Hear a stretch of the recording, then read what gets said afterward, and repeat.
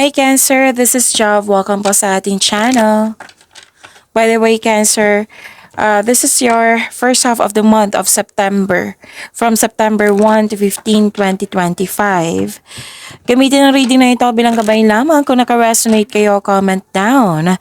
Tandaan, ito ay general reading po. Kunin nyo lang po kung ano naka-resonate sa iyo. This is for you, Cancer.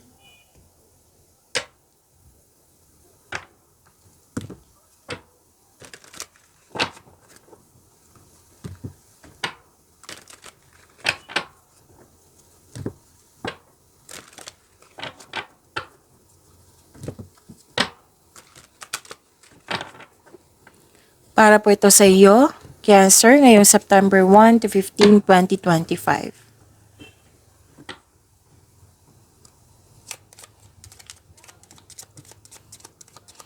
Maraming salamat po sa inyong patuloy na suporta sa mga nag-donate, sa mga hindi nag-skip ng ads, maraming salamat po. Sa mga hindi pa nag-subscribe, subscribe na po kayo at click bell notification para malaman nyo na may bago tayong video. Para sa mga gustong magpa-reading, comment po kayo ng personal reading. Again, comment kayo ng personal reading and check my reply sa comment section.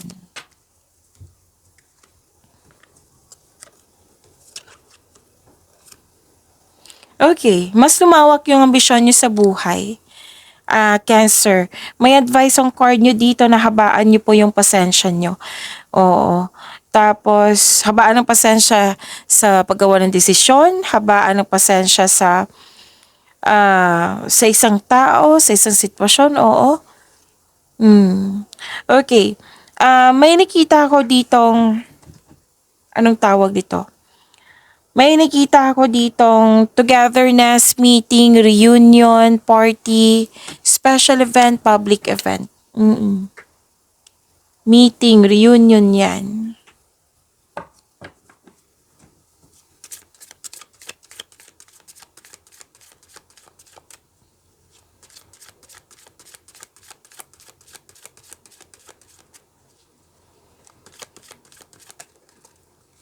Okay, so this is your energy. Andito po si Angel of Prophecy. Cancer.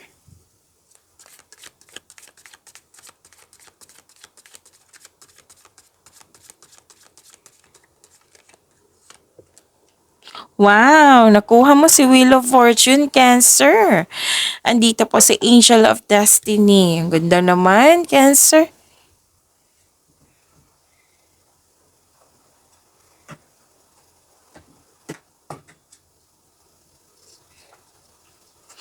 Okay. Kung may napansin kayo na repeating message, like for example, nanood kayo sa inyong monthly gabay tarot reading, sa inyong daily gabay tarot reading, sa inyong weekly gabay tarot reading, at dito din, at may napansin kayo na repeating message, yan po yung pinupush ng cards nyo na kailangan yung bigyan ng atensyon, solusyon, at aksyon kung maaari po. So, na yung energy ni Cancer. By the way, Cancer, baka may napansin kayo sa boses ko ngayon, napapaos po ako. Okay, so focus tayo sa mensahe para may makuha kayong gabay.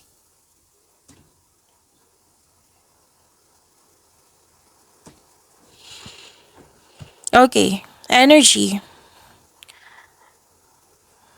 May parating na pagsasakripisyo or pagsusuko, bagamat ihanda ang sarili kung karapat-dapat ba ito. Nag-iisip ka dito pero yung hindi ka gumagalaw at nagkaroon ng pag-aantay or delay. Oo, so kailangan mong habaan yung pasensya mo. Yung sinabi ko ng card nyo dito, excuse me. Yung sinabi ng card nyo dito na habaan ng pasensya, lumabas din po dito habaan ng pasensya. This card asks you to try to invest your time wisely while you wait.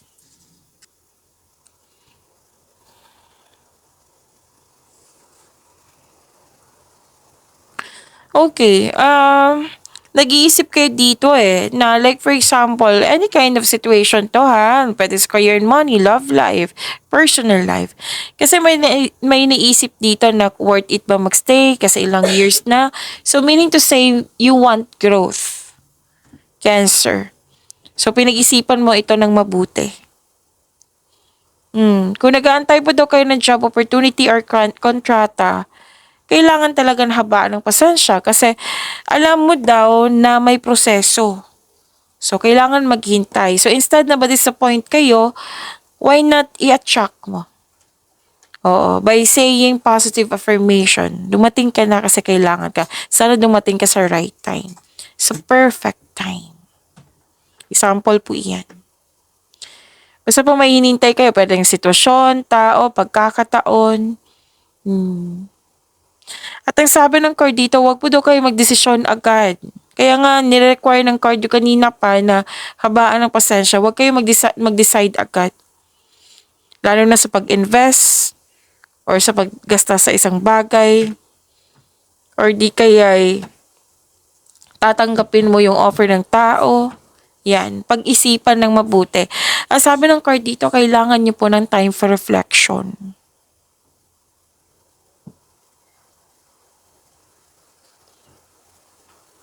Para mawala tong hesitation and doubt na ito, gawa kayo ng konkretong plano para mapalakas yung loob nyo, yung confidence nyo.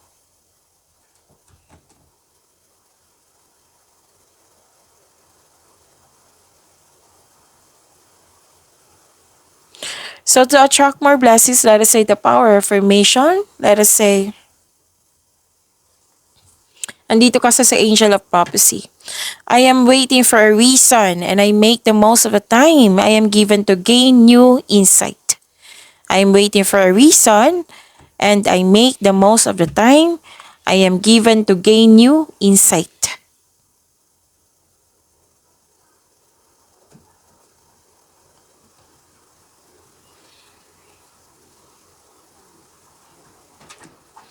Okay. This is cycle. May changes eh. Oo. Completion of cycle. May ganap, may mangyayari na nakatadhana sa'yo. This is destiny kasi. Oo. Kaya nga man dito, di ba, kanina, Angel of Destiny, yung sinabi ko kanina. Nakuha mo si Wheel of Fortune. So, may good luck and good karma. Things going your way. Mag-focus po daw kayo sa makontrol nyo in order to find peace. Let go po kayo sa mga hindi nyo makontrol. May changes na darating or blessings. So, claim nyo po. Cancer. Kung meron kayong hindi pagkakaunawaan sa isang tao, mag-uusap kayo, magkakaayos kayo. Kung disbalance sa inyong emotion the other day or last week or hindi pa September 1, yon, nakikita ko dito magiging maayos na. Lahat ng concern mo magiging maayos na. Okay? This is a blessings. This is magandang kapalaran. Good fortune po ito. Job opportunity, kitang-kita ko po dito. Unexpected wealth, financial stability, kitang-kita ko dito. Sabi ng card, kung gipit ka ngayon, may parating na blessings na makapagbago sa iyong kaperahan. Kung jobless ka ngayon, may unexpected job opportunity na darating. May malaking pera din kayo matatanggap po. Whether marami kang kliyente na magbibigay ng malaking pera sa iyo, customer, benta. So, lahat niya na concern, whether sa personal life pa to, career and money, sa love life, you are moving from a painful cycle to happiness. So, embrace this new situation na dumating sa iyong buhay. So, sa sinabi pa lang kanina, magandang kapalaran, yan pa lang. 'Di ba? Ang ganda na. So, claim nyo po, Cancer, you deserve this. Yes, you deserve this, change for the better. This good fortune. So, dito po si Angel of Destiny, right? So, let us say the power of affirmation to attract more blessings. Let us say, I trust the universe to position me wherever I need to be. Again, I trust the universe to position me wherever I need to be. Sa Tagalog pa, nagtitiwala ako sa universe na iposisyon ako saan man ako kailangan.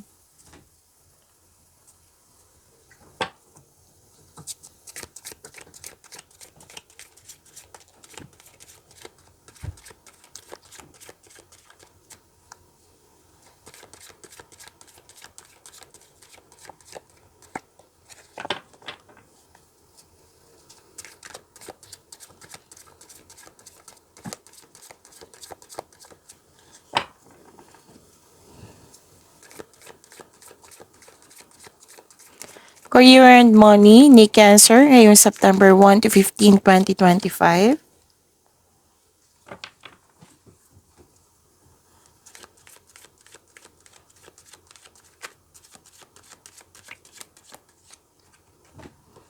Dito din sa Angel of Courage po.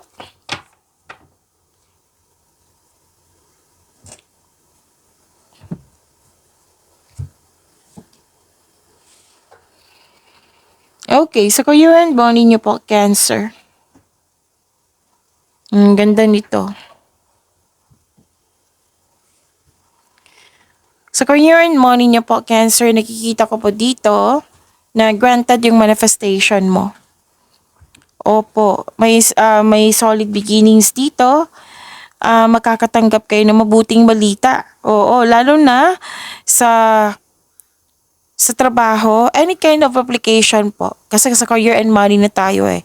Sa trabaho ba, job application, scholarship, loan application, ano pang klaseng application niya na related sa inyong, connected sa inyong career and money.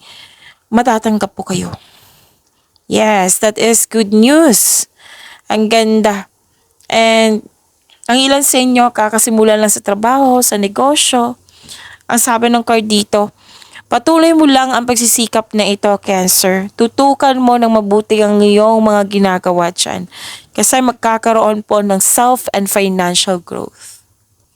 Maging bukas din po daw kayo sa mga taong sa mga wiser, mentor, elders, sino pa? Oo. Na yung naka-align sa business industry na may marami ng experience sa buhay.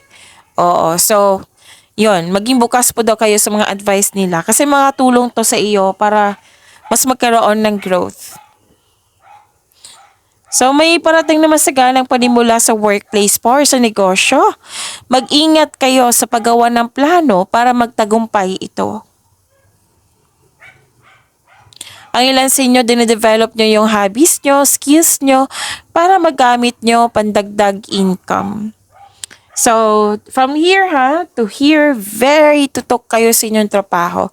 You are putting effort without rushing. So, di ba? Ang ganda?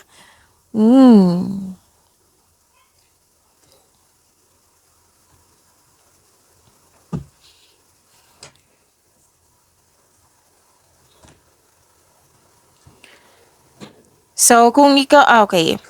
Sabi ng card dito, you have a confidence and persistence in your career. You're eager to achieve a successful outcome sa work or negosyo mo. Basta po, wag pa yung mag-give up or don't doubt your strength. Feel your fears and take action anyway. May fear kasi ako nakikita dito eh. Or struggles or challenges. So, hinarap mo ito kaysa iwasan. Oo. Hinarap mo at nag-move forward ka with courage. Ito yung maganda. Resilience. Overcoming obstacles to ha. Maging matatag ka. Kasi magiging dahil ma-overcome mo yung struggles or challenges po. Self-assurance, resilience, ang ganda.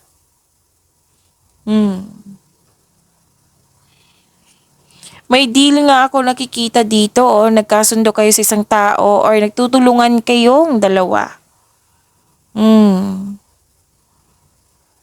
Nakikita ko rin dito na pwede din may namuong romance sa workplace mo or yung partner mo, katrabaho mo po.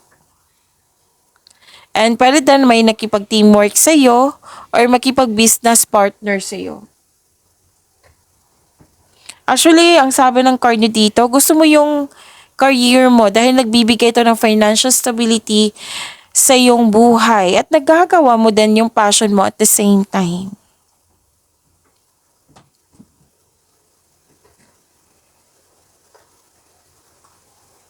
So, dito po si, Angel of Courage.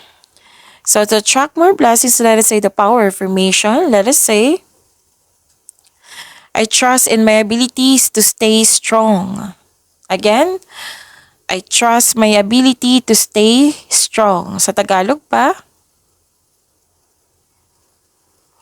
nagtitiwala ako sa aking kakayahan at panatilihin kong maging matatag.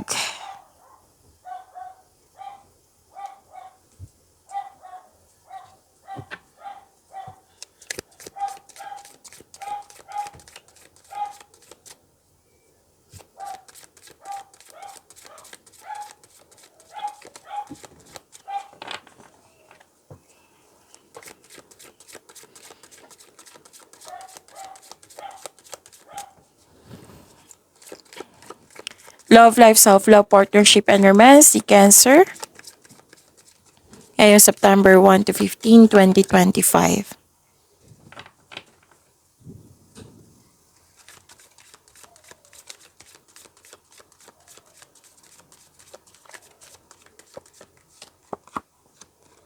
Oo, ang ganda.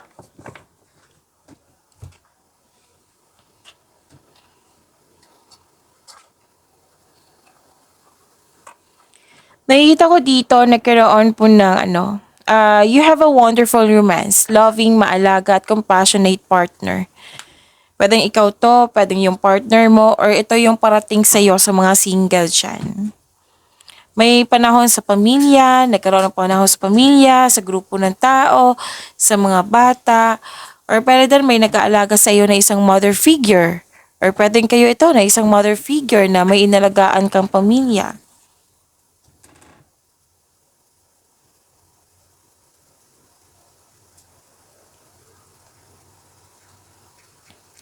Nakikita ko rin dito, para sa mga relasyon, actually lahat kayo, single ka man, may relasyon, sa buhay mag-asawas, oo, na may sense of stability kasi ako nakikita dito sa inyo. Gusto niyo yung growth, gusto niyo ng pag-level up. 'Di ba? May sabi dito na you want growth. So, kung sa relasyon to, pag-usapan niyo. Kasi kayo ang magtutulungan yan eh. Basta sa lahat kayo, single man, may relasyon sa buhay mag-asawa.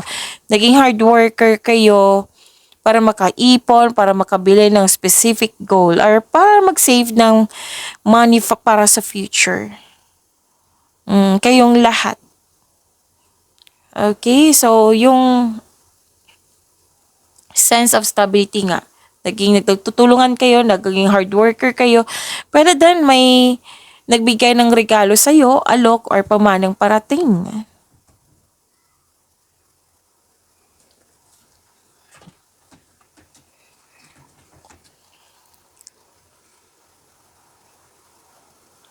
Sa mga single dyan, yung parating sa inyo, sobrang seryoso niya. I think this is date to marry na siya.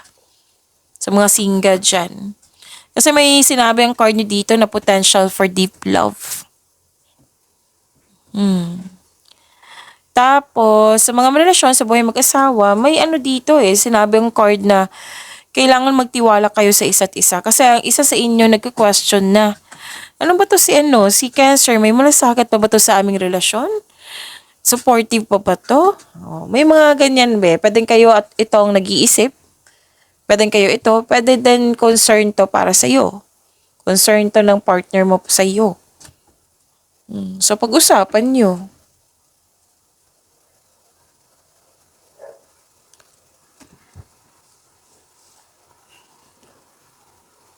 Malakas din yung intuition mo.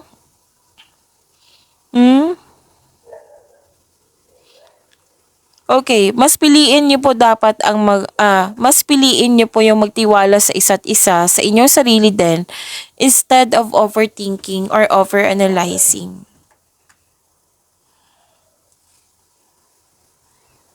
Nakikita ko rin dito na nagkaroon po ng so this is a repeating message na may mga relasyon dyan, o sa relasyon to na magtayo ka ng sariling pamilya. Sa mga single, naging hard worker kayo kasi yun nga, yung sabi kanina na this is a repeating message. Gusto nyo ma-secure yung, again, sa buhay mag-asawa, okay. Sa buhay mag-asawa, pasensya na po naputol yung video. Oo, butit na kita ko. So, sana tayo, sa mga relasyon, yun nga, magtayo ng sariling pamilya, bumukod. Sa mga single, this is a repeating message. Sense of stability. Gusto nyong nagkaroon ng hard work kasi gusto nyo ma-secure yung future mo. Sa buhay mag-asawa, may project kayo kasi may bibilhin kayo. Okay? So, pag-imanin nyo po yung blessings na binigay sa inyo, Cancer, see you tomorrow. Maraming salamat po.